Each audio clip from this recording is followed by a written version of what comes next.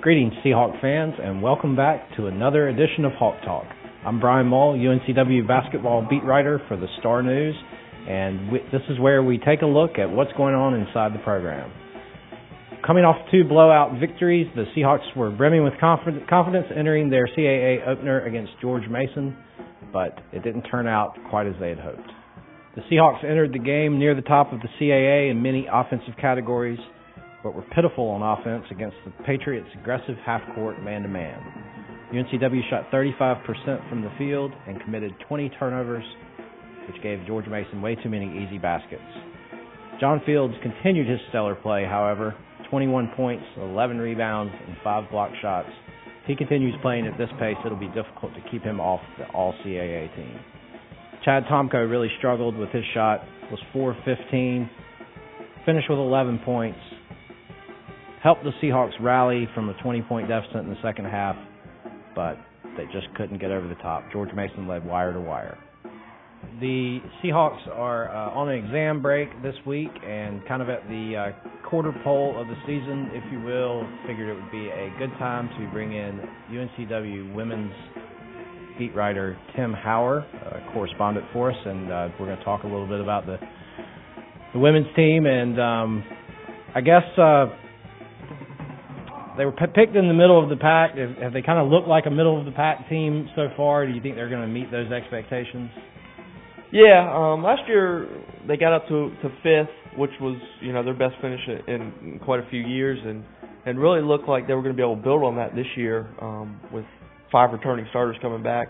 And they had a key injury to Jessica Freeman, and really just not sure they found offensively what they're looking for yet. They're always going to be a good defensive team under Ann Hancock, and I think their defense has been fine this year, but it seems like it's just the Brittany Blackwell show. She's averaging over 15 points, and they don't have anybody else averaging over 10.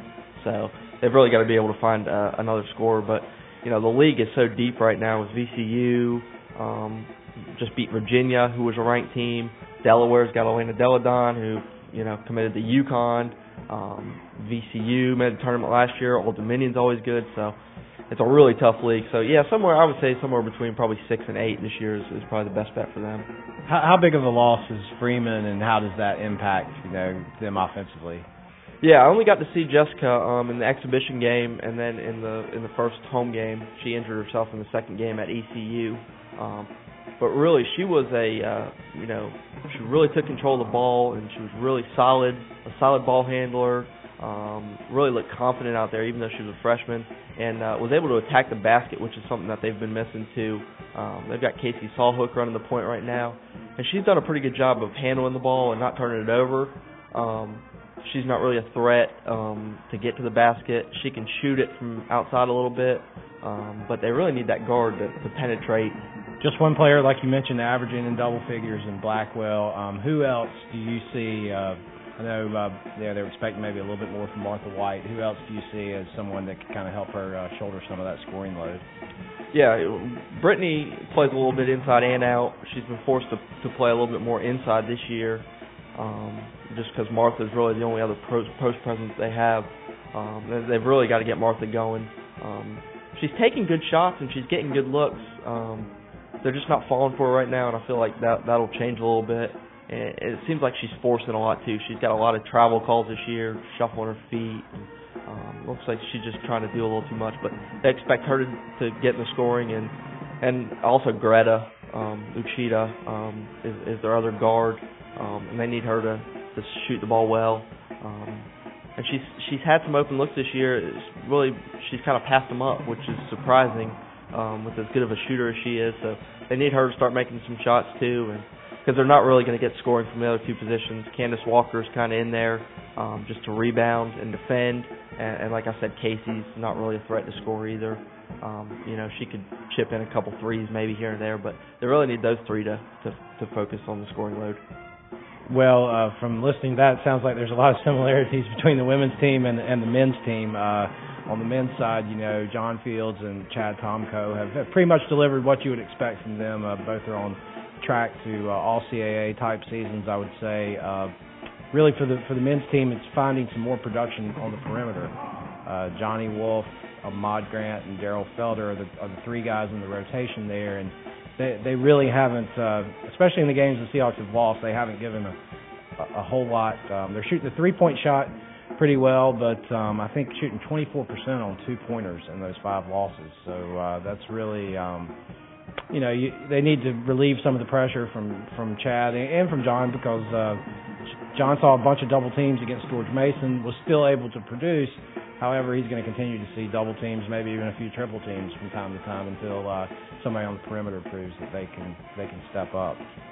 Of course, the Seahawks weren't the only ones to get underway this weekend. A bunch of great CAA games. The big shocker was probably in Williamsburg, Virginia, where William & Mary knocked off defending league champion VCU. The Tribe has really played well and knocked off Wake Forest the week before. Just continuing to do what they do, shoot a lot of threes, make a lot of threes, run back door. They've got some experienced guards. David Schneider's playing extremely well, and they won that game 75-74. The other kind of marquee game of the weekend was in Philadelphia, where Drexel knocked off Northeastern 49-47. Classic Bruiser Flint style. I think if it were up to Bruiser, every game would be in the 40s, maybe even in the 30s, just as long as they get the win. And so all of those teams will enjoy a leg up on the rest of the conference for the next month, and then January 2nd the games begin for real. Every conference team will play 3 games in 6 days at that point, and we'll have a better idea of where things stand. Okay, fans, well, that wraps up another edition of Hawk Talk. Seahawks have a big week this week. They return to action Monday against Campbell out of the Atlantic Sun, and then Wednesday they entertain ACC Power Wake Forest, and then Saturday they stay in the ACC, heading up to John Paul Jones Arena in Charlottesville to face the Virginia Cavaliers.